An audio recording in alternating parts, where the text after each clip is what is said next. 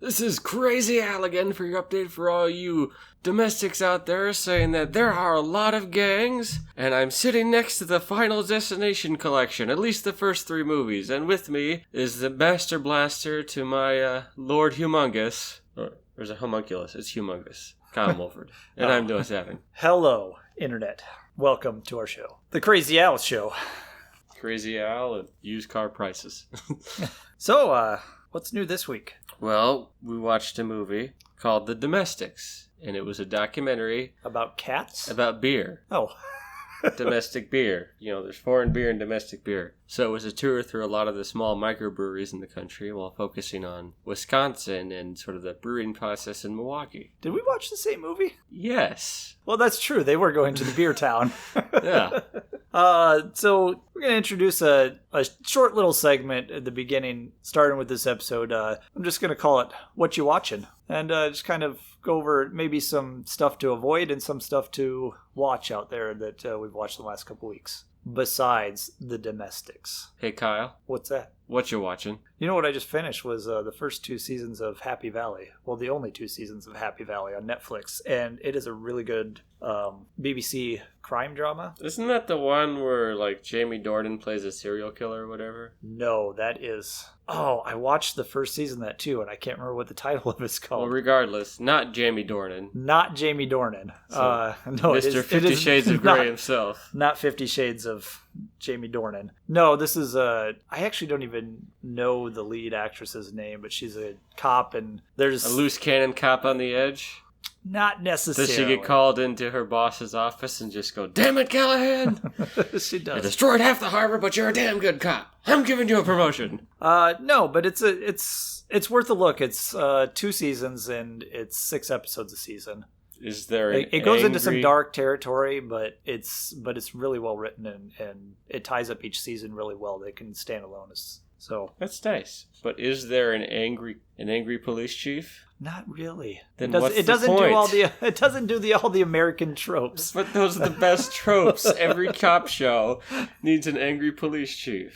Even Samurai Cop had an angry police chief. I have not seen that. It is a glorious mess of the early 1990s. I'm sure it is. I also watched, did you see Spider-Man Far From Home? I still haven't seen it. Okay, I'm not going to say anything to spoil it. It's really good. Other than that Spider-Man goes far from home. And then I think MJ, Michelle, known as MJ to her friends, is there. And I didn't like that choice of, like... Changing her name? Yeah. I didn't like it at first, but after Far From Home, I really liked her character. So good. You know, Zendaya's a good actor, too. She doesn't get enough credit because she was a former Disney kid. Yeah. I thought she was good in it. I actually liked The Greatest Showman. I liked that a lot, and I thought she was good in that, too. I'm going to tell you one movie to avoid. I don't know if you ever... Showman? No, watch that one. I don't care what people say. I love that movie. Okay, that's good for you.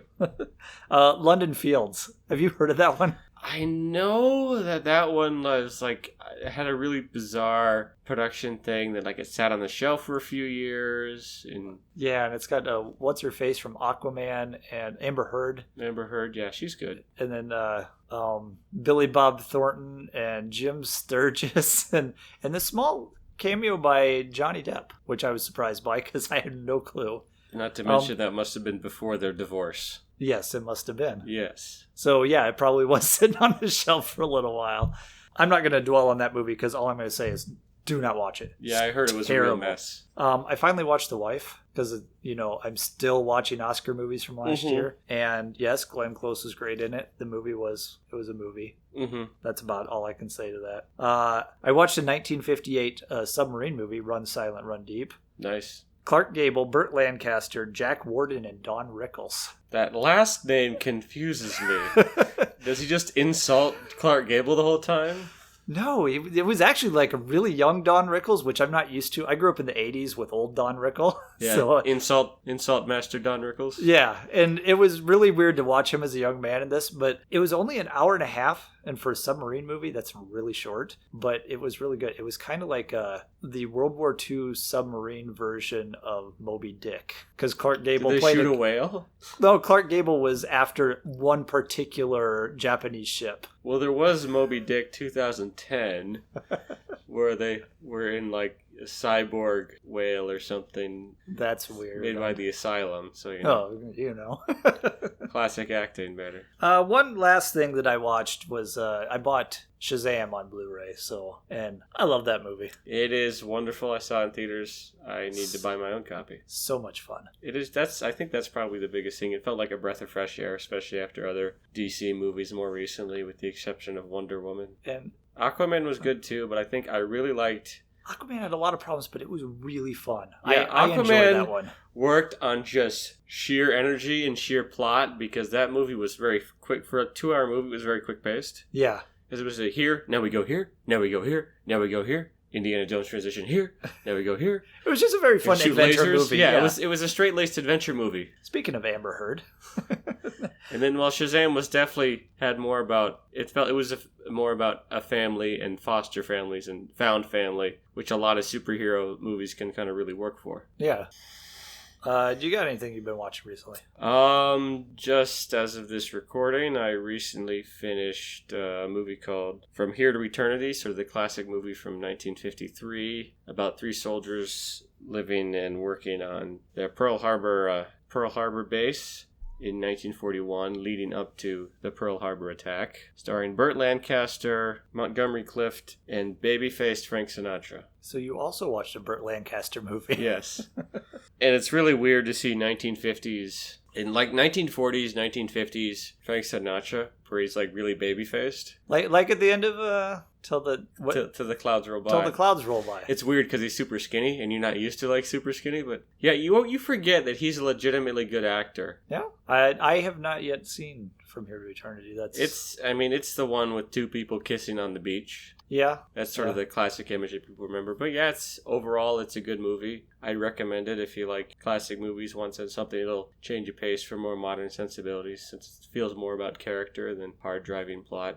Cool. And Toy Story 4 was good. I haven't seen that one yet. My girls have seen that, and my youngest, my 7-year-old, really enjoyed it. And most of the kids, they went with their daycare, and most of the kids really enjoyed it. And then the daycare provider said that Lizzie says, she's my 10-year-old, she says, what's in between good and great? Because it was somewhere in there. It wasn't pretty good. It was. Yeah, she's like, it wasn't quite great, but it was basically pretty good.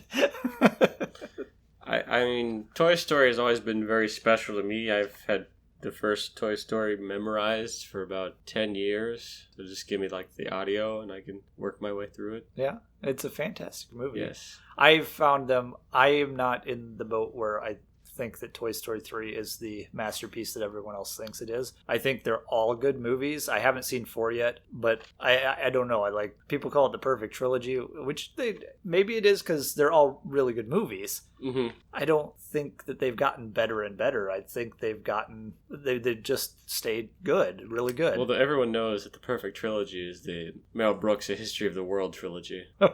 Yes, the one where 1 and 3 don't exist? 2 and 3 don't exist. Or 2 and 3. Or it was part 1, wasn't it? Yes. I'm thinking of a different movie where there's like a sequel, but not the original.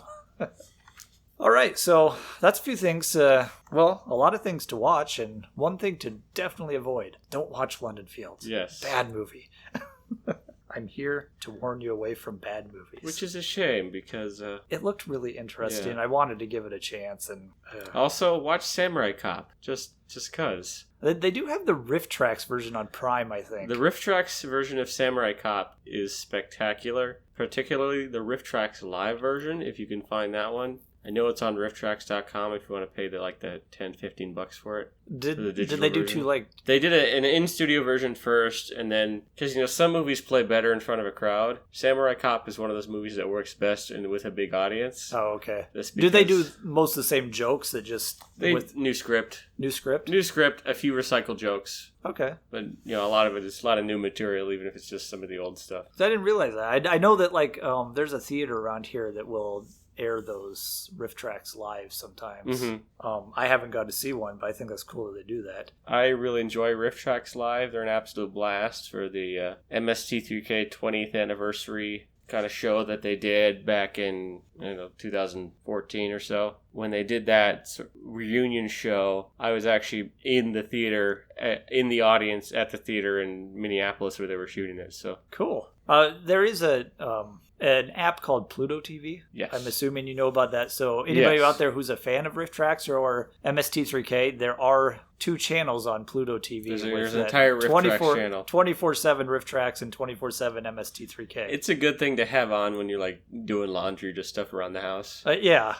And for all my Doctor Who fans out there, there's 24-hour classic Doctor Who. Nerd. I proudly admit that. I'll shove the TARDIS up your butt. Well, that's rude. Do you not like Doctor Who? Well, the TARDIS is like your butt. It's bigger on the inside. That's weird. I don't know. I've never really seen Doctor Who. I've just seen internet fans of Doctor Who, which can sometimes be the worst representation of a franchise. Are the fans of it a good example? Yeah. Most of them are fine, but then there's always that one group. The ones that are the most vocal on the internet. The most vocal on the internet are always the a great example are like Rick and Morty. Rick and Morty is a great show, but then Rick and Morty fans are not. Kind of like how Watchmen is a great graphic novel. Watchmen fans who identify with Rorschach are not. I don't think I want to identify with Rorschach. You realize he's the bad guy, right? It's kind of like a... You realize he's a psycho. It's like bros that really like Fight Club. Yeah. I think Tyler Durden is their role model. See, I love Fight Club, but not because it's a dude bro movie. See, well, the first time I saw it, I was like 16, 17. I thought it was great for dude bro reasons. Watch it again a couple years later, you're just like, oh no. I was so wrong. No, I was so wrong. Yeah, These people are terrible. They are terrible. That came out in college for me, and which would be the appropriate time to be a dude bro, like watch it for those reasons. But the first time I watched it, I appreciated it for what it was, and I bought that movie right away. Oh yeah. And again, not because it's a dude bro movie, but because it's a very good. It's a great satire. Yes. Kind of beats you into the head that's saying behind every macho hate movement is really just a man baby. Yeah, basically. Anyway, enough fundamental misunderstandings of Fight Club. Shall we talk about the domestics? Let's talk about domestics and all of their flavors. It started just like any other day. Then everything we thought we knew was gone. The lucky ones were dead in seconds. And when the country crumbled, we divided ourselves into tribes. Gamblers, sheets, plowboys, cherries, nailers, and us, the domestics. First of all, it's not about beer, which I think is disappointing. But who's in it? We got, it's directed by Mike P. Nelson. I wish it was Michael J. Nelson. Michael J. Nelson. That's my first ding against this movie. I looked him up, and he has only directed a couple things, couple shorts, and nothing that I know. But he's doing Wrong Turn, which I'm wondering if it's a remake of the 2003 horror movie. I don't know. There's like 6 of those. Yeah, that's why I'm curious as if it's a remake, because that series was still making movies a couple of years ago. But then again, Child's Play has been making movies forever, and now that new remake is coming out with Mark Hamill as the voice. I heard it was okay. Had Aubrey Plaza, so I is like it already Aubrey. out? Yeah, it came out. It kind of came and went. That's too bad. As of this recording, I don't think it's in theaters anymore. Okay, so this movie also has Kate Bosworth of Blue Crush fame, and Tyler Hoechlin from Teen Wolf, the TV series. Of course. Actually, my favorite thing he's in is Everybody Wants Some, the Richard Linklater movie. If you haven't seen that, that's really good. I'll get to it eventually. But then Tyler Hoechlin and Kate Bosworth are also Superman and Lois Lane. In separate iterations. Yes. So Tyler was in Supergirl, the series on CW. And Kate Bosworth, of course, was in the Superman Returns. Then we have a small role by one of my favorites, David Dastmalchian. He is the weirdest guy. Every time he pops up, the first thing I think is actually Dark Knight, because that's the first thing I saw him in, and I looked online, and that's actually his first movie. Nice. And he'll always be the Joker's goon from that movie for me.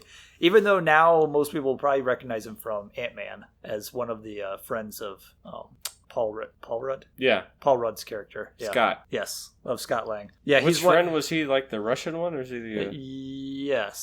Yes. No, because there's Michael Pena, who was Lewis, and there's like 2 or 3 other guys. I forget. He's one of he's the like just the creepy looking one. He's always plays like this creepy guy, and he's fantastic in The Domestics. Hands down, my favorite character. But we'll get to him eventually. My favorite character is Crazy Al. Well, that's true. Crazy Al's pretty great. Our narrator. He needs his own movie.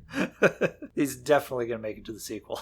So a little bit about the movie. This is one of those movies. It's 100% on Rotten Tomatoes with 5 critics, but it's got 49% with 460 users. So kind of like a love it or leave it kind of movie, it sounds like. And it's tough with just when you're looking at Rotten Tomato rating. It really just tells you, when you're looking at the raw number itself, it tells you like how many people liked it. Whether or not it's like amazing or whether it's just like okay. Yeah. And then you get stuff like where if only 5 critics reviewed it, but all 5 of them liked it, well, who's to say like 100 more critics wouldn't watch it and all go, oh God, I hated this. Like it's hard to go off of 5 critics. Yeah, it's not a perfect, it's definitely better the more people you have who review it.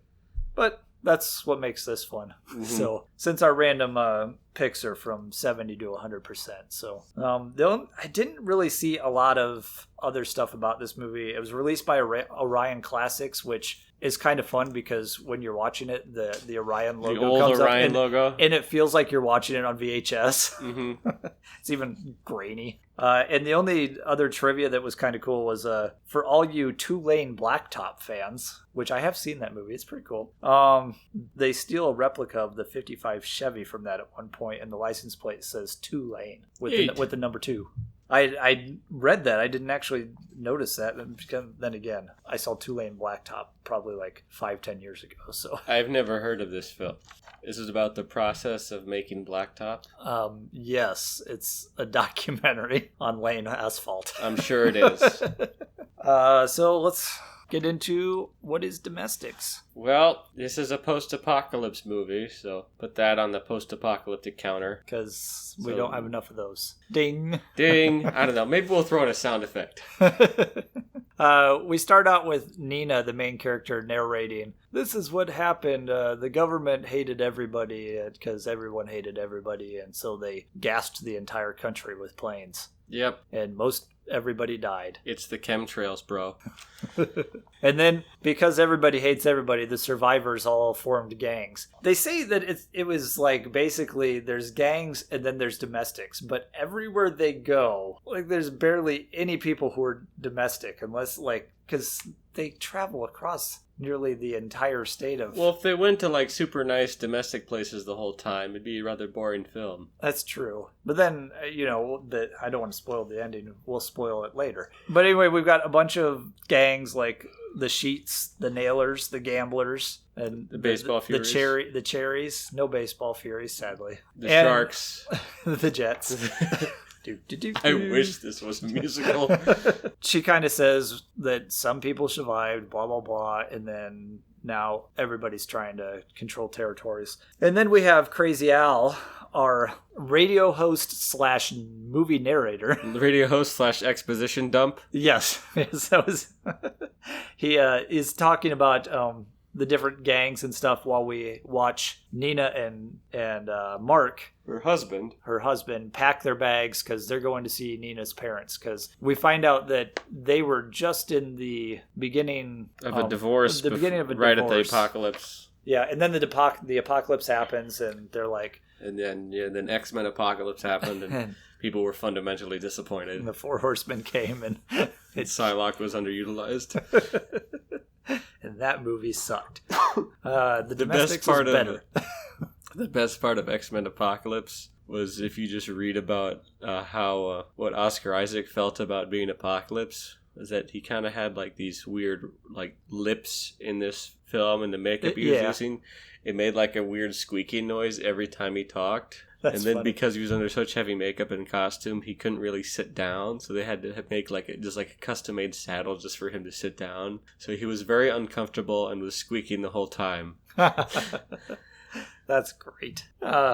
So they're packing their bags. They're gonna go see Nina's mom and dad, and mom and dad live in Milwaukee, and they're like a 5-hour drive on a good day. You get the introduction that they kind of were splitting up because he tapes together a picture that was ripped in half of them and puts it in his book, and then he's got drawings of the gang symbols, so that like while you follow along with Captain Exposition, he's kind of like flipping through his books and maps and stuff to go along with it. And then we go into they're getting a car ready in the garage, and in a garage somewhere, which seemed weird because it was in their driveway, and then all of a sudden they're at a garage. So maybe they went to a garage, I guess, to help suit up their car to make sure everything's okay for a supply run. But a gang comes in, and so they're in the back and trying to be quiet, and then all of a sudden the sheets come in and blow everyone away, and then they see them and they get away by the skin of their teeth. So that's just kind of the basic plot of the movies. You know, how are we going to survive this long road trip? And every once in a while you see that like a graphic comes up on screen of text that just goes however many miles to Chicago. They got a full tank of gas to Milwaukee and half a pack of cigarettes. It's dark out and they're wearing sunglasses. So. It's pronounced Milwaukee. Thank you. Yeah, so they escape by the skin of their teeth. So that was kind of an introduction to a couple of the gangs.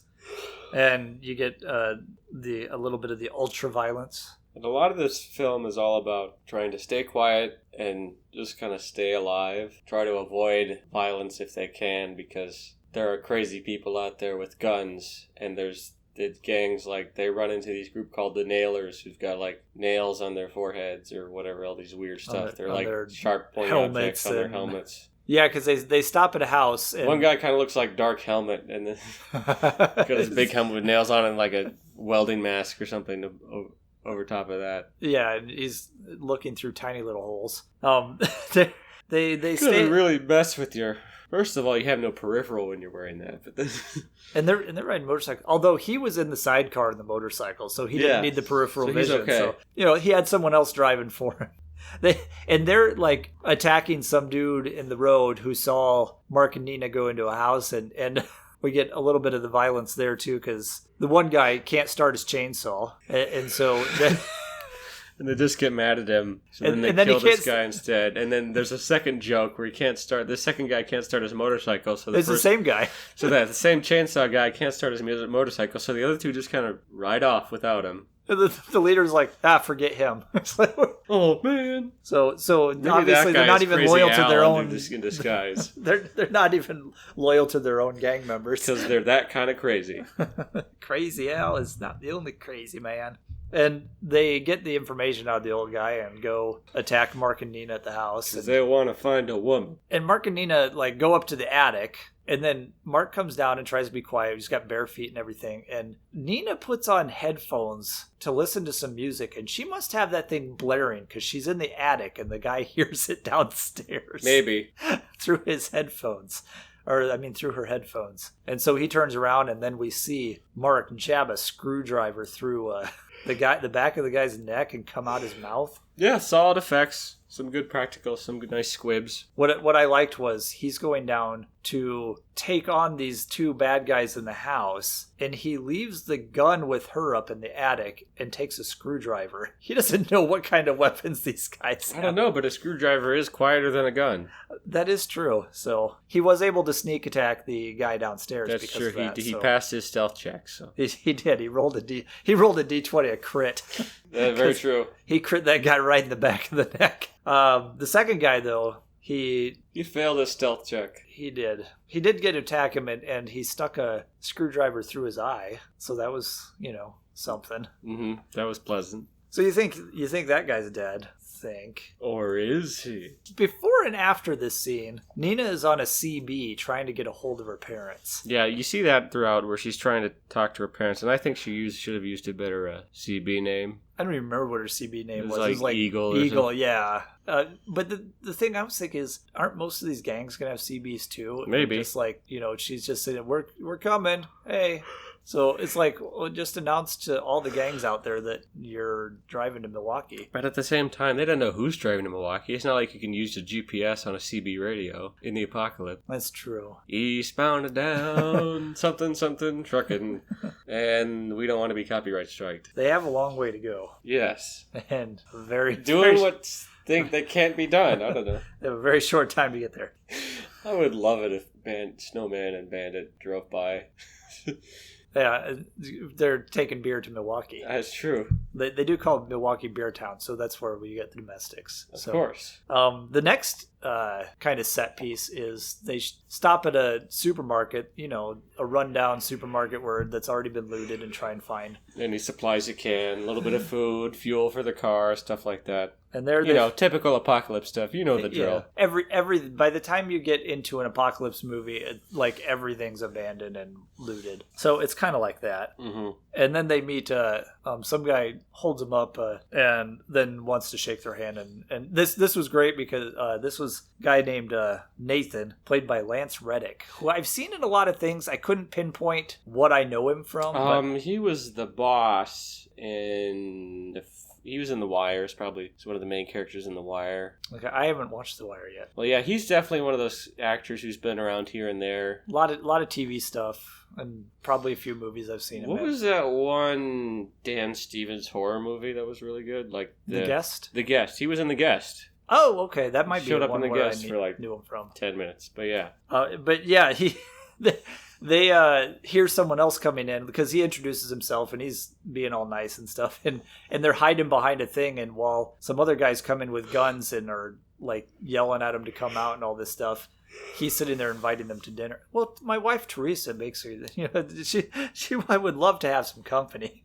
Yeah, I was like, oh, okay. He just seems like a normal human in a crazy situation. And also his son is there too, so then they all work together to fight off the bad guys. Well, and actually they don't even work together because all of a sudden they're sitting back there talking about him inviting them to dinner, and just all the bad guys just get blown away, and you see, thanks to the son. He's like, is it all clear? And this kid pops out like 11 or 12 and has like this giant machine gun that plowed him down. Do what you got to do to survive, bro. Yeah. You're training your girls to fire machine guns, right? Yes, yeah. Yeah, because Nina asks outside because Mark and the guy were talking about the car that he's driving, and Nina goes, so do you like cars? He's like, no, I like guns.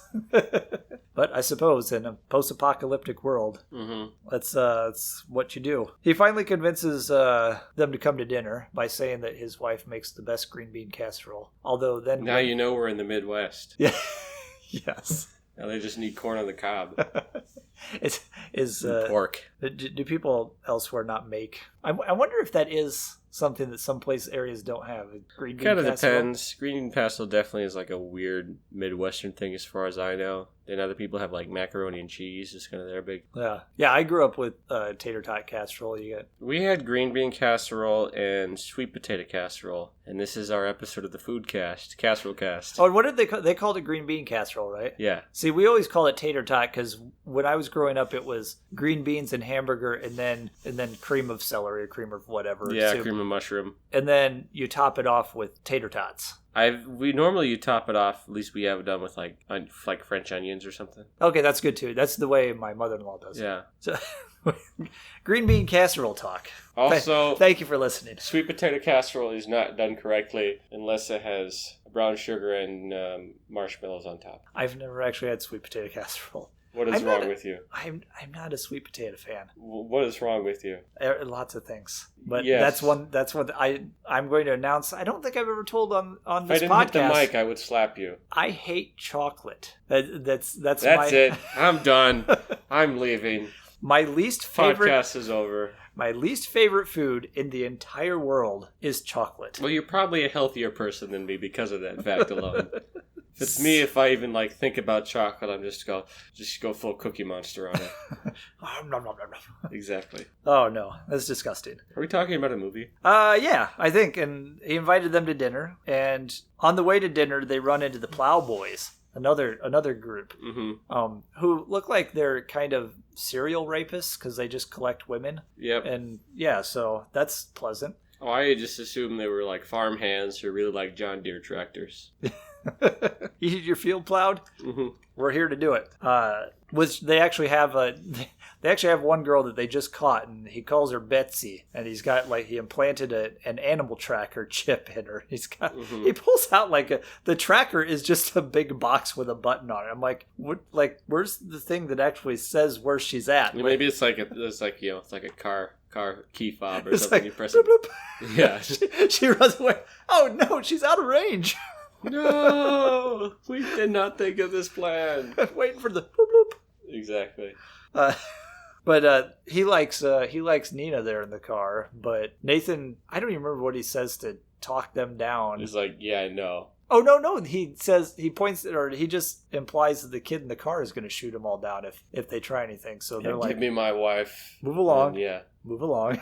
So fight that. They survive. Everything's a-okay. Then they go to a nice. They will survive. Then they go to a nice, pleasant dinner scene with where Chuck, Logan, and their daughter Laura go to have dinner with Eric LaSalle. It did kind of feel like the Logan dinner scene. Yeah, pleasant talk. People seem to like each other pretty well. You get the husband and wife get up and dance when Crazy Owl introduces a song that they love, because Crazy Owl's in everybody's kitchen. It's a relatively sweet scene. I mean, I guess it would make sense for that area because maybe Crazy Owl, he's picked up on either he's a local DJ or he's syndicated because Crazy Owl seems to be everywhere. Yeah, because you probably think that there's not a lot of radio DJs left, so maybe he's the only person putting out a signal. Yeah, but then how far does that signal go then if they can hear it in Milwaukee as well as they can 5 hours north of there? Well, they're only going, I guess they're going 5 hours, so. That's over 200 some miles. That'd be like I don't know, that'd be like us going from like to Kansas City or so. Yeah. And you don't hear the same radio stations here as you would in Kansas City. No, because I know my parents have some of the same 2.5 hours away, but going 5 hours, that's a bit of a stretch for that. That's way too much of a stretch. Yeah, maybe it's like NPR or something. There's different stations in every area, but you just got to know which one to tune into. Or maybe, like I said, there's nothing. He's bouncing off all the antennas because there's no other DJs. Yeah, or maybe everyone is listening to Crazy Owl. Yeah, he is the. he's God coming through the radio. He is the new Casey Kasem. Crazy Owl is God. Yes. I figured it out. That's why he knows everything. Yes. Because he gets all the information, too. I just imagine, what if it was like the Card Talk guys instead of Crazy Owl? Because here's my thing. These are two people trying to go across Wisconsin. It just two people. And by the end of the movie, Crazy Owl knows who they are. Who's relaying this information to him? CB Radio. He picked up Nina's channel. Yeah. It's like, oh wait, this lady's going to see her ma and pa. Wait, where were we? We were at dinner. They have a nice dinner, and then afterwards Mark is doing dishes with Nathan, and he says, those beefsteaks were great. I'll trade for them. I got guns and bullets and gas. When was the last time you saw a cow? When was the last time you saw any kind of barnyard animal? Venison, chicken? No, it's like cows and pigs and chickens and things. It's like those died out before we started. He's like, then what did we eat? Awkward lean in. What do you think? I'm a cannibal now. Beefsteak is people. We ate Soylent Green. And it was delicious. So Mark kind of snaps at this and is like, freaks out. F this. I'm out, man. And he drops a plate or something. Yeah, and Nathan's like, you leave, I'm going to gut you like a pig. So he's trying to force Mark and Nina to stay, and then that's when Nailface, One-Eye Willie, comes in. The guy who's like, I'm back. he stabbed earlier. He's now One-Eye Willie. Mm-hmm. And he also brought Chunk. Yeah. And what about Sloth? Hey, you guys. And in all the confusion, Mark and Nina get away, and you hear the wife and the daughter get shot there. Yep. But Mark and Nina get away, and so then Nathan and his son are angry about that. So revenge. they get on with the Plowboys and are like, you can have Nina. And so Then we cut to sort of the two main story threads. So Mark and Nina doing their thing. Then we cut to Betsy escaping and then killing plowboys and saving all the girls that have been stuck there, probably going to be sex trafficked. Yeah, so she takes all the plowboys out and puts the leader in the trunk of the car she's taken, and then she ends up killing him anyways. So there was really no purpose in taking him. Maybe she wanted to make an example of him or something. That might be. Leave him on the road. And and then Mark and Nina, when they're driving away, there's another group called the Gamblers, and they spin a wheel to see if they're going to kill or spare someone. And so what happens when they hit a whammy? I assume they just no whammy, no. A little red guy, like animated guy, comes out and just takes all of their kill marks all away. their money. They get $0. It erases the kill marks. Resurrects people. You get an extra life. Yeah. But so they land on kill and snipe Nina from looks like a mile or two away, and then they turn around and then we cut to they found a house and Nina wakes up in the house and she's injured and she was hitting the shoulder. Yeah, so she's gonna make it. Mm-hmm. She sees notes all over the house that Mark left because he went to explore, and there's significance to that because there was a whole scene after dinner where she's talking to the wife at that house and saying how when we first started, he would leave me little notes everywhere and show up at work and all this stuff. And then what really annoyed me was her reasoning, and it made it sound like this was legitimately her reason for getting divorced, was then life got hard. It almost sounded like she just gave up on the marriage because he doesn't leave notes anymore. Well, I'm sure. Well, maybe she did give up in some way, shape, or form. We got busy. Which is everybody gets busy. So, but that's the significance of the little notes, is that he used to leave those. And she finds her favorite album because he's trying to salvage the marriage.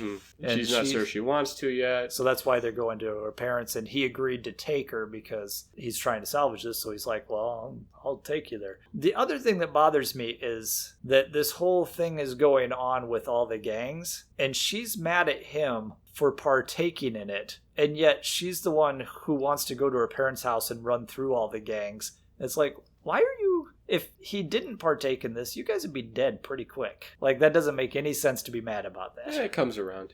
That was and that was one of the things I didn't like about her character at first. I'm like, no matter how much you don't like him and you want to divorce because things just aren't the same, getting mad because he's protecting you from all the crazies out there, that's a little... The literal rapists and murderers? Yeah.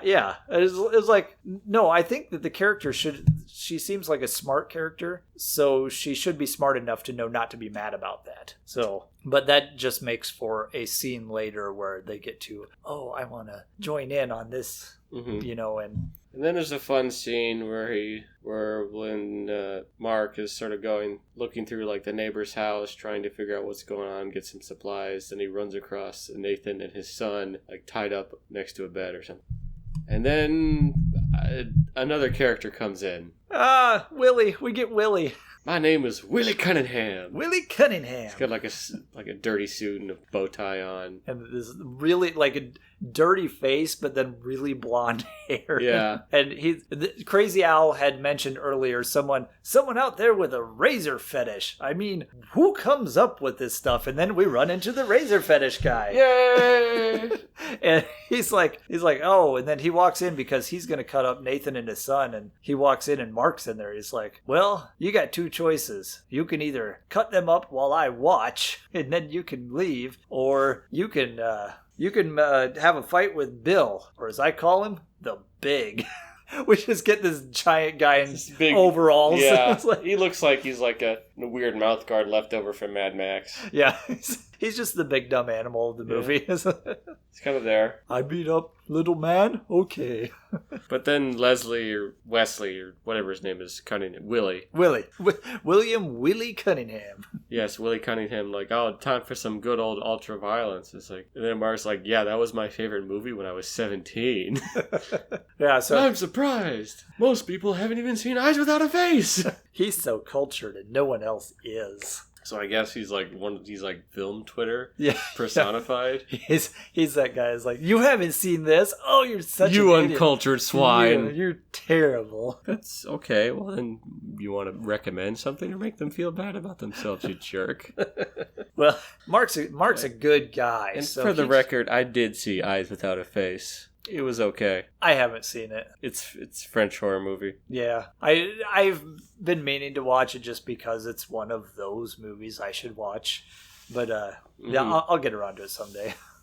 Like The Seventh Seal, like even if you don't like it, you should still see I'm it assuming, because it's so iconic. I'm assuming that Billy Idol's "Eyes Without a Face" is the song that plays on the opening credits. It is. It's the opening credit song and the closing credit song. Yes. Okay, I'm in.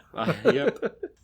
Nathan's a good bloke, and he decides to fight the big instead of, even though not Nathan, Mark is good and is going to fight the big instead of cutting up Nathan, even though Nathan was is a cannibal. is a cannibal who was going to kill him and eat him. So he shows that he's a good guy. He ends up killing Willie, and when Willie's killed, the big just kind of like takes off his mouth guard and just leaves. Yeah, he's like, okay, that's great because then Nathan and Mark make up at the end, and they're like, and Nathan was even like, you really aren't like us. You're a good person. Make sure Nina knows that. Like, you're one of the last really good people out there. And then it cuts to the big walking down the street. He just turns around, just waves really slow. And then the big rides off into the sunset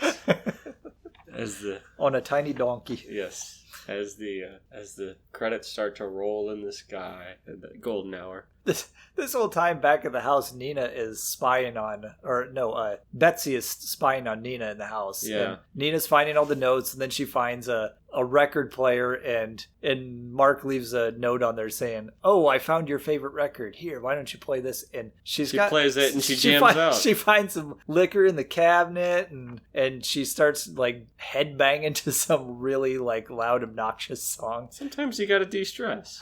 So, and Nina's just watching in the window going, what the and Betsy? hell? Or Betsy's watching in the window, what the hell? Like, most importantly, why wasn't I invited in? When Nina woke up, one thing was that she took her ring off and put it on the walkie-talkie, and then she actually started packing bags because she was ready to leave since Mark wasn't there. And then finally she sees all the notes and starts going through them and then headbanging. So then Mark gets back and he's out doing target practice in the back. And then they start to fix their marriage, thanks to guns. Yes, guns fix everything. America. Yes. We do not condone that sentiment. That was done in jest. Do not take it out of context, please. Yeah, so they bond over a gun in the back. It's the whole every scene where someone's trying to teach their wife how to shoot a gun. You gotta squeeze the trigger. Don't pull it. Squeeze it. So I know if I ever have to shoot a gun, you got to squeeze the trigger. They're doing that, and then they find it. Then she finds a car in the back in another garage, and she's like, "I got to show you something." He's like, "We got to go." She's like, "No, just take a minute." So she found a car that he used to have when it's like an old muscle car. Yeah, when he was in high school or something like that. And she's like, "Well, do you remember the back seat?" He's like, "I was cool back then, but not that cool." Yeah, this is my first kiss. This is my first car. I went to prom for the first time. All this great memories. Like, so do you remember the back seat? I was cool, but not that cool. I didn't make it that far with the ladies. So they start making out in the back seat. Woohoo! That's really uncomfortable. And It's fundamentally uncomfortable. I wouldn't even want to. It's Yeah. just find someplace better. Although, the thing is like, it's usually teenagers who are getting away from their parents, and where are you going to go? You're going to go park somewhere and just, now you just hope as a teenager, right, that your parents have a minivan or something. So I'm going to have to sell my minivan when my girls become teenagers. Yeah. I'm going to get a tiny car when they're teenagers. Smart car? Yes, a smart car. Aha! Take that. Ah, I win. Dad 1, girls 0. You got that, future Lizzie and Elsa. So they're making out, and the gamblers come and catch them, and Surprise! they spin the wheel, The and gamblers see them making out, and just kind of they watch. awkwardly leave. they back out slowly. Yes. We'll give Whistling. them space. They do the Abe Simpson thing where he kind of walks in, grabs his hat, walks around a circle, grabs his hat, and leaves. We'll just leave those two lovebirds alone. They're very thoughtful that way. They did spare them, though, because their wheel, they spun a spare. They spun a spare and put them in cages. So sparing them is putting them in cages and making them go back to their hideout and play Russian roulette with each other. Yeah, a version of Russian roulette where Which like was they have the guns. Really disturbing. Yeah. See, Russian roulette scenes were ruined in movies in two ways. One was Meet the Feebles. There's a Russian roulette scene where it's basically Kermit the Frog having a Vietnam flashback. Oh, that's right. Just like the it was scene kind from of playing off of from the Deer Hunter. riffing on the Deer Hunter. Yeah. That movie is so messed up. It is insane, and it's insane that got made, and it's insane that Peter Jackson still had an incredible career afterwards. Yeah. Go watch Meet the Feebles, folks. Please, do not watch this with your children or other humans. or just don't watch it. But then at the same time, watch it. Yeah. Because it's good. It's so wrong. Yes, but this wrong. So, But then, so what's the second reason? the second reason was Happy, the television show where Patton Oswalt plays an imaginary friend of like an ex-super cop played by Christopher, not Berlanti, Chris Merloni. Yeah, AKA the balding super cop guy from SVU. AKA some cop or army general in Man of Steel. Yeah. So anyway, he's like this alcoholic hitman, and Happy is like his daughter's imaginary friend that he can see that comes to go save her from an evil Santa Claus. I've seen previews for this, and it looked interesting, but I've never actually watched the show. It ran for 2 seasons. I saw the first season, and I really enjoyed the first season for everything that it was, because it was just absolutely bonkers. Okay. The second season? I didn't see the second season. Oh, you didn't watch that. Okay. Yeah. But yeah, I'd watch that. First season stands alone very well, and it's just great because... So anyway, there's a Russian roulette scene involving a toy gun with a flag that just goes bang with a bunch of imaginary friends. That's awesome. So imaginary friends and puppets doing Russian roulette have... Now it's just kind of funny. Although this Russian roulette was pretty interesting, though, because they had these boards that the guns were attached to, and then there was a glove. So they make the person put their hand in the glove, then they screw the person's hand into the board, and basically said, if you don't play this game, then we're just going to kill you anyway. Mm-hmm. So, but then Nina does something smart. It's all right. If you guys are a gambler, let's raise the stakes. Yeah. If we win this or whatever, you let us go. That sort of thing. And she ends up shooting Mark. She shoots Mark in the shoulder. It's like, short game, but a good game. You guys are free to go. And then there's all sorts of confusion. Oh, while the announcer is like talking, she's got a little wrist, so she gets her other hand out of like its bond or whatever at the and then side of the chair. 2 other gamblers get mad at each other, so she takes advantage of the situation. Steals a gun, and then shoots the pole or whatever that it was on. Yeah. So then now she has 2 guns. One of them only has 2 bullets left in it, but like the other one is, I got 6 shots. Got plenty of ammo. 2 guns. And then she shoots Mark's board, and they run out in the confusion. And actually, she's like holding the gun on everybody, and none of them want to die, so they're just like, okay, we'll back off. And the leader, like this one lady, kind of takes charge of the gamblers after they killed the announcer or whatever. I'll give you 5 seconds to get out of here. I'll give you to the count of 10. 1, 2. So they start running away, and then everyone runs to the gun check, and they have to get their guns checked out from the hotel clerk. So that was kind of funny. Yeah. Because apparently the gamblers live in this like motel or hotel, or like a Holiday Inn or something. And instead of checking your coats, you check your guns at the door. That's kind of funny. And there was still a guy in a bellhop outfit, so... yeah. He got, like, the way he talked kind of reminded me of Pee Wee Herman at the end of Pee Wee's Big Adventure, when he plays the bellhop. Patron Dr. Herman.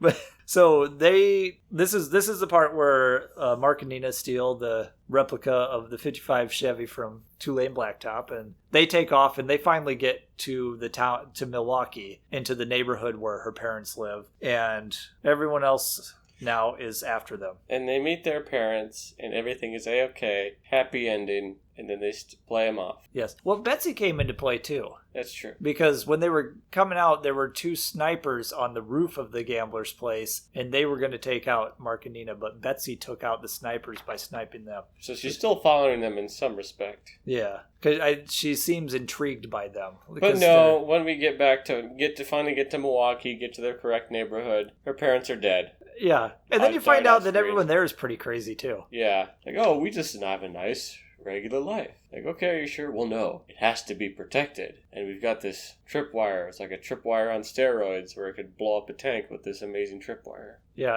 and everyone figures out where they're at. And you find out one guy in the neighborhood was in with the gamblers. He had a gambler tattoo. So there's a big fight. Bang, there was bang, a bang. firefight. Yeah, there's a firefight. Willem Dafoe shows up in drag. Not really. Don't get your hopes up. If only. Yeah, so big firefight, and then a plow comes through just so we can see the mailbox full of explosives. And then we see the special effects budget. Good that they used that. The whole budget was blown at the end. Aha! Oh, ba-dum-bum. But no, it was a cool effect. Everything was practical, so they did blow up a truck. Reminds me of like the old Trauma. I think they was in like at one point in like the 80s they flipped a car in a Trauma movie, so they just kept reusing the same footage in a bunch of other movies to get the most out of the effect. I got no budget for this. Well, use that scene. So that was pretty funny. Even at like the end of like Night of the Chicken Dad, in Poultrygeist, Night of the Chicken Dad, they used that effect at the very end. This doesn't match the car they were driving. No one will care. It's a Trauma movie. They take the time to match the car.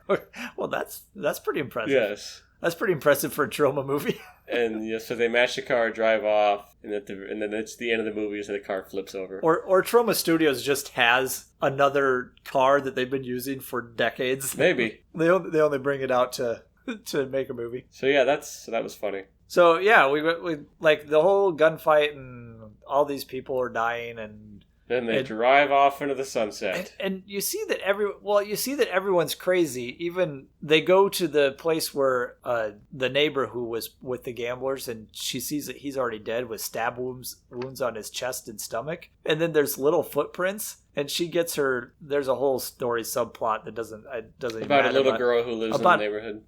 About the gun. Oh yeah, that her father's gun or whatever, and so he had that, so she took it back from him, and then she sees the footsteps, and she comes out, and there's a little girl with blood on her hands and her feet. So even like the little children are like all stabby psychos. Yep. So, just like your daughters, right? Yeah, I'm gonna teach them how to stabby psycho people. So then they sit on the couch, and she's just like. Oh, and then Betsy comes in. Saves. She only has 2 words in the entire movie, and it's what is it, for her or something like that? Because she comes in when Mark is sitting there and she picked up the ring that Nina had left at the other house and gives it to him to give back to his wife, and then all of a sudden her head blows up because she gets shot by a bad guy. The gambler lady. The head of the gamblers, like the Wanda. only survivor of this whole gunfire fight, like comes in and shoots Betsy. I was like, Betsy's had kind of a rough go of it. Poor I kind of wanted to see Betsy live, but then Nina comes in and shoots Wanda the gambler. Yeah, so then they sit on the couch and she goes, "I love you, Marcus," and so they're gonna live happily ever after. So they, like you said, they drive off into the sunset, and Crazy Al's like, "Crazy Al, play us out." Well, we find that there's 2 domestics out there who are on their way somewhere, and they killed an entire platoon of gamblers, and they've killed all these gang members. They're not going to take it, and they give us hope. So we end on hope. Yes. And so then they and they wear shirts with an S on them because it's a symbol for hope on Krypton. And he is Superman. It's all full circle. On Krypton? Full Krypton.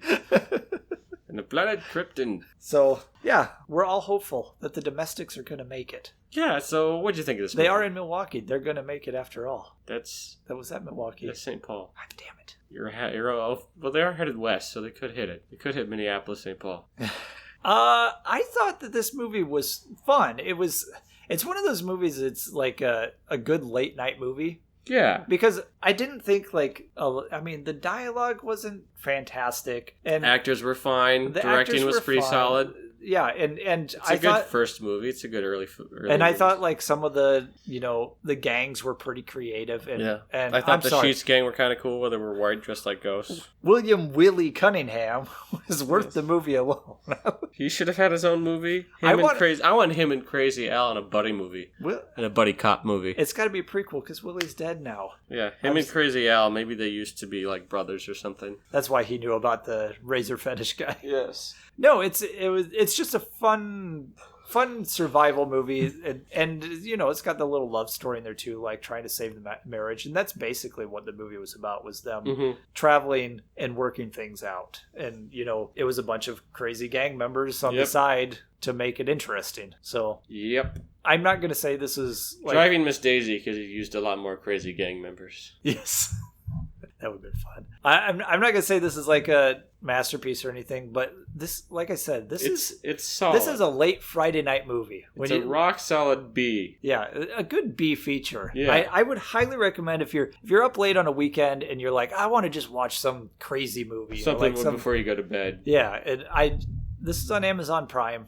Pop it on. It's fun. Like the gangs are fun and all that stuff. Yeah. So yeah, that's all I really have to say about it, is that it is a good B feature. Like you said, I definitely agree with you on that. Not too great. I think terrible. I think Tyler Hoechlin, he's an okay actor. I think like he's got potential to get like better. He's a little bit stiff, and he's been a little bit stiff. Like as Superman, he was a little bit stiff, but like he does have that potential, because I actually liked him in Everybody Wants Some. I liked everybody in that movie, so I see a career for him.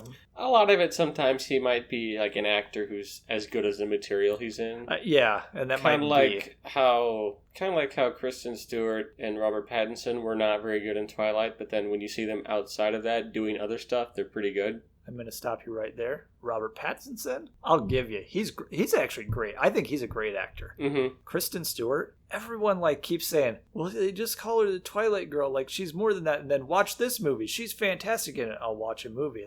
And I go, she's the same as she was in Twilight. Then watch this movie. She's so great. Look at her range. She's the same emotionless girl that's in Twilight. Watch this. I don't know why I keep giving her a chance. Like she shows no range of emotion in any movie I've ever seen. And I've seen a lot of her movies because I keep giving her a chance, and I've got to stop. I feel maybe she'll be good in the new Charlie's Angels. She's got a great haircut.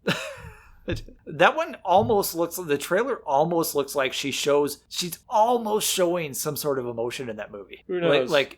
I'm like, could it be? But then I'm going, no, don't give in, because she's disappointed you so many times when all the critics said that they love her. That's just my opinion, though. I really think she's not a good actress. That's my opinion. If you like someone, that's great. Don't like someone, that's fine. I'm not gonna bash you if you do like her. That's great. Like that, she's entertaining somebody. She doesn't entertain me is all. But I will give you Robert Pattinson is good. Go watch The Rover. I also heard he was great in Good Times. Yes, I never saw that one. That was an interesting movie, but he was really good in it. Yeah, I kind of like, he's doing the interesting acting thing where Daniel Radcliffe also did the same thing where after they've done their big franchise movies, they kind of go off and pick weirder, goofier movies. I've seen a lot of his stuff too. I like him. I saw Imperium, that was good, and then the one about the authors, Kill Your Darlings. That was pretty interesting. I saw him in Swiss Army Man. Yeah, yes, I saw that too. I'm not sure I like that movie, but he was great. Yeah, he was. He was because he was the corpse, right? Yeah, because it was Paul Dano was the other. Yeah, and they had a great dynamic, and that seemed like a really hard role to play, and he did an excellent job of it. But Pattinson was supposed to be Batman, and I was actually kind of like, I heard that's dropped out now, but I don't know. These things change all the time. Who knows? Constantly. I was one of those going, that's an interesting choice. I actually like to see that. Maybe Danny DeVito will be Batman for all we know. That'd be awesome. No, is he still working?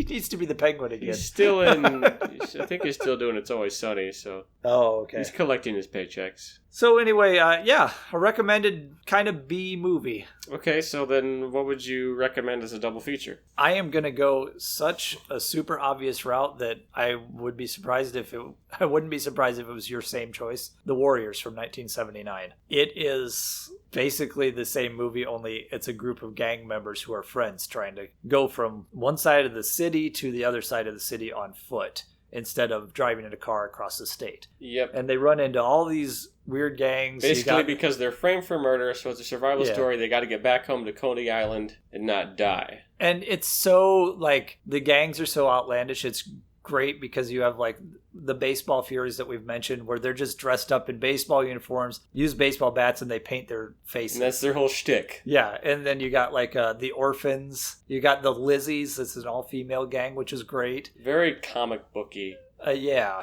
And that's kind of part of the fun. And that was what it was directed by Walter Hill, and that's what he was going for, was more like, because the gangs were so over the top, he wanted it to feel like a comic book. And so if you get a chance to watch it, I watched the director's cut DVD or whatever. Yes. And there are these 15-minute snippets of interviews with Walter Hill and some of the actors, and there's a lot of good insight into the making of the film and their experiences on it and what they did and all this stuff. And they filmed in the actual locations. And one cool tidbit that I learned was the colors that the main gang, the Warriors, wore when they're filming over in the Coney Island scenes, I think. 2 blocks away from where they were filming was a restaurant that they would go to in between takes. But the Warriors had to take off their costumes because the colors that they were wearing would piss off the gang members 2 blocks away in that area in real life. So it'd be offensive to those gang members, and you don't know what they would do. Yeah, you forget that, like, especially what New York City looks like now, and like New York City 1970s was just kind of,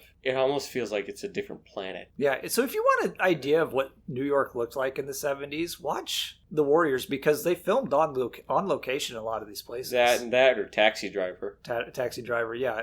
A lot of those movies that filmed on location, it's an interesting. It's insane. Yeah, I can't imagine what would have been like to be living there in that time. I remember hearing something that, like, Harvey Keitel, when he first got, he was going to do his research for playing the pimp, and he was in a theater, he was in like a Broadway show or an off-Broadway show at the time, so he walked a couple blocks from the theater to do a research on the pimp, and he would just go talk to a couple of pimps that were just like a couple blocks away from the theater in New York City for Taxi Driver. So yeah, so that's my recommendation. And also another tie-in that it has is there is a little bit of love story. Swan, the leader of the gang, falls in love with one of the orphans. And then don't forget the radio host. And that was the other thing I was going to mention, is there is a radio host. You actually see part of her, you see her lips at the microphone in that movie. There's a radio host narrating, like, the steps of, like, oh, now, like, they're gotten so far, and, you know, and are the boppers going to get them? So there's a lot of parallels between the two movies, and they're both good for different reasons, but they're very parallel. So I would actually recommend it as a double feature. What's your recommendation? I guess I'm probably going to take the apocalypse theme to its logical extreme and just go with Mad Max Fury Road. Okay. Yeah, that makes sense. Which kind of speaks for itself as a masterpiece of action filmmaking. Yes, yeah. A gorgeous movie. Yeah, what's kind of nice about that, apocalypse movies, at least more recently, have tended to be more kind of washed out, gross, very desaturated colors. And then what was really nice and very refreshing, especially when it was released, was that it was, and it is, a very good-looking film with very saturated colors. Everything is brightly colored, a lot of nice visual indicators, so you can kind of always figure out where the action is, where which character is. Yeah, very And then just filmed. A wonderful mix of practical and CG effects that really, I think, more movies should learn from in general. How those effects work best kind of in tandem, doing different things. And honestly, what do you think of the, like, all 4 movies overall? Are you, like, a fan of the originals? I've seen Mad Max and I've seen The Road Warrior. I have not seen Beyond Thunderdome. Beyond Thunderdome turns into wacky races, basically. I don't see a problem with that. No, actually, it's my favorite of the original trilogy because it's just a goofball movie. Because honestly, I get why Road Warrior and Mad Max and Road Warrior are classics, and they gave us Mel Gibson, as crazy as it is in real life. I think he's one of my favorite actors. 80s Mel Gibson, 80s and 90s Mel Gibson, I can live with. And unfortunately, he's a horrible human being. He's a horrible human being, and he still makes. Despite that, Hacksaw Ridge was like one of my favorite movies the year it came out. Fantastic movie. But yeah, 80s Mel Gibson is one of my favorite actors. And even to this day, he did Bloodfather. He was fantastic in that. I hate that he's a horrible human being because he's such a talent in Hollywood. But I think Mad Max and Road Warrior are just kind of boring. I guess it's comparatively speaking. I think Road Warrior is still a good movie. It's still a real trendsetter in action and sort of stunt-making film. And even with Mad Max is kind of fun just because it's this tiny, tiny, tiny budget movie that did much better than it had any right to. It just kind of blew up and no one was expecting to. I think George Miller has really... You can definitely see how he's progressed as a director over the course of those 4 films. Yeah. I think the original Mad Max is more intriguing as a piece of film history than it is as a movie, in my opinion. Also, don't forget that some of the actors were paid in beer. Yeah.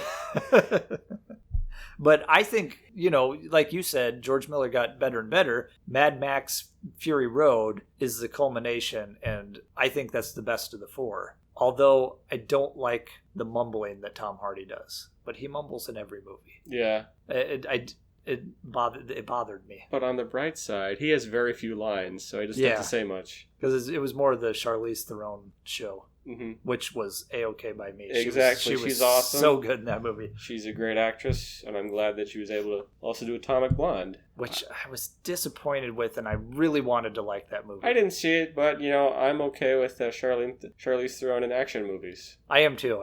I just want more women in action movies, more female-led action movies. Yeah. In general, I think it's just a solid idea. Well, and I do too. That's why I said I really wanted to like Atomic Blonde. I really didn't like it. That's a bummer. Yeah. Just I wasn't a fan. But anyway, those are our recommendations. So what do we want to do next time?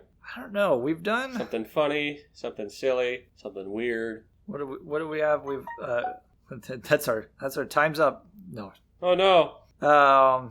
Mystery, cult, comedy. I'm up for something. Drama. I could do like a weird cult movie. Weird cult movie? 70 to 90. Hopefully it has more than 5 reviews. Okay. We'll go cult, greater than 70% on Rotten Tomatoes, and spin it to win it.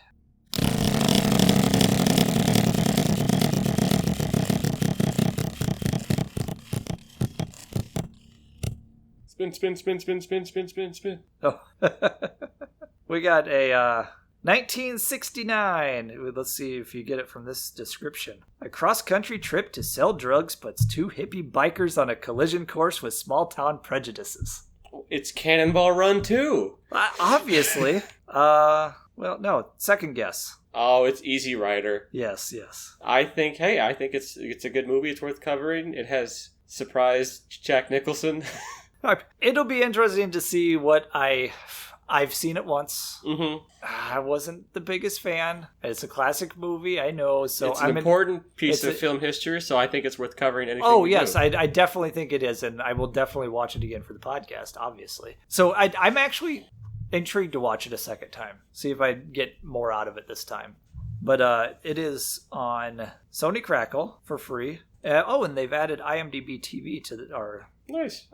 Real good here. So it's on IMDb TV for free. All right. So until then, 10-4 good buddy, and I'm still Noah Saturn. 10-4. Over and out. Over and out.